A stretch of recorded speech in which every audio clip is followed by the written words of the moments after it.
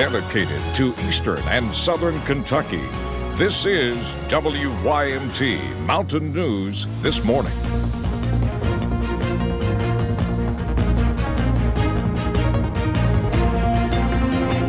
Good Friday morning. It is February 1st and it's now 5:30. Thank you for tuning in to Mountain News This Morning.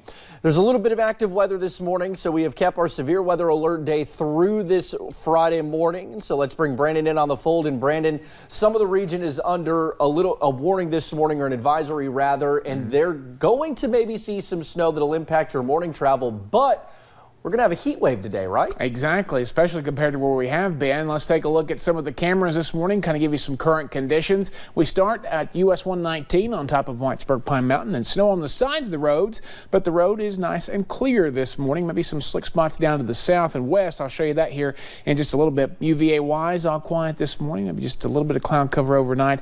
Here's the satellite and radar, and you can see where the snow showers are trying to move in, but there's a little bit of everything because of the temperature gradient. So you could see a little bit of freezing rain, you could see a little bit of snow, you could see some regular rain. That winter weather advisory in effect for most of the region until 10 o'clock this morning. So again, slick travel at times possible as we head into the morning hours. But again, it all depends on your temperature. Ground temperatures, though, colder than the air temperatures right now. Monticello 39, 36 Williamsburg, but 20 up in Ashland, 26 in Prestonsburg, 28 here in Hazard. That's a big difference from yesterday where we were almost 30 degrees warmer in some spots. Your forecast 40 this afternoon, so any snow or mix will change over to scattered showers later and we start to dry out overnight. I'll have the rest of the forecast coming up here in just a few minutes. Will?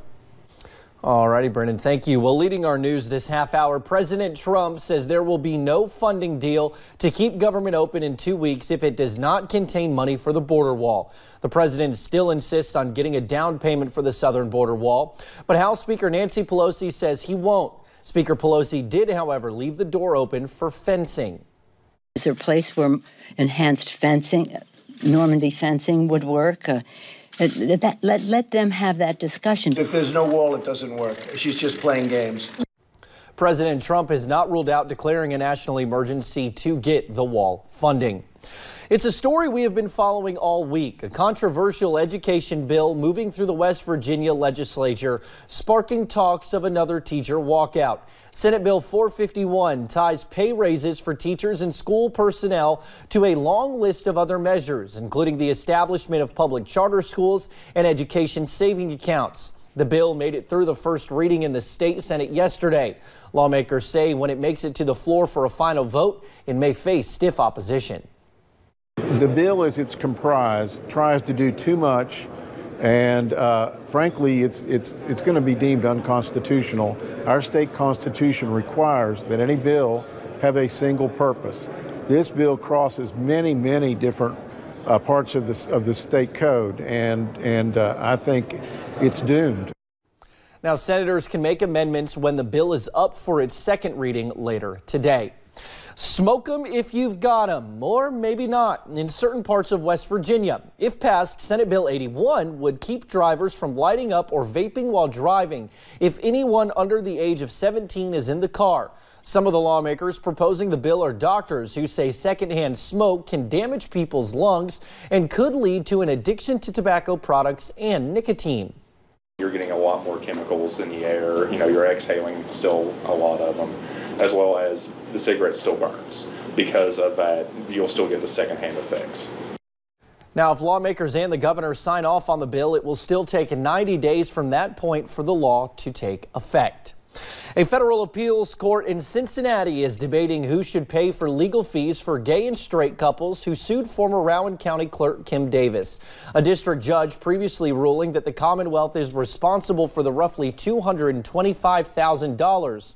However, Governor Bevin, who does still personally support Davis, does not think the state should pay that bill. Kim Davis and the governor's office are trapped in a game of hot potato over who pays. And, you know, the truth is we think the wrongdoing started at the Rowan County Clerk's office and it should end. Now, no word on when a ruling could be reached. In other news this morning, Laurel County officials say after a 10-year slowdown in their economic growth, 2019 may be a year they begin to boom again. WYMT's Hannah Reynolds talked to officials in Laurel County about what is on the way. starting off the year on the right foot. If 2019 is going to be any indicator of what the last quarter of 18 is going to be, it's going to be a blowout year. Officials with the London Laurel County Industrial Development Authority say there are plenty of businesses heading to town. We'll have a hemp store open up. We have Koi is going to open a new Japanese restaurant. About 6 weeks and we'll open Texas Roadhouse. We have just numerous progress at the Kmart building. And that's not including the contracts in the works. Back in 08, 09, as you know, the economy was in a turn down and everything kind of froze up. Today, fast forward 10 years later, it's phenomenal. And Thompson agrees it is their light at the end of the tunnel. Retail is bustling, industry is expanding. We're getting a lot of calls looking for locations. We've had a lot of expansions that creates a lot of jobs. With their location off I-75, along with 60% of their workforce coming in from other counties. We're super excited about 2019 and I think it's going to be a stellar year. They expect to continue seeing their county flourish. In Laurel County, Hannah Reynolds, WYMT Mountain News. Now, one of the news stores, Hometown Hemp, had a grand opening last night and officially opens to the public today. Well, yesterday was a very special day for Letcher County volunteer firefighters. Through a grant with the American Electric Power Foundation, the 8 departments received a $61,000 check to use towards new gear and equipment for their stations. Officials say they have seen the financial struggle firsthand and are very grateful for this grant. So I kind of know financially on both departments, you know, the struggles, and some of the struggles is just the gear, just trying to keep all the heat going for the fire trucks, and just it's been very hard making ends meet financially for all the departments across the county. Now, each year, the AEP Foundation gives grants for nonprofits here in eastern Kentucky. Well, just up the road, more than $1 million is heading to Perry County's animal shelter and 2 others in Kentucky. The Kentucky River Regional Animal Shelter serves a handful of counties here in eastern Kentucky, and they run on a tight budget. A volunteer shortage has also made managing the shelter difficult at times. But as WYMT's Connor James reports, with the grant money, volunteers there say there's a lot that they can be done. Perry County was one of 3 counties part of the grant. This has been a long time coming. $1.2 million allotted for the project, some of those funds heading to the Kentucky River Regional Animal Shelter. And this grant will help us with wellness in our communities.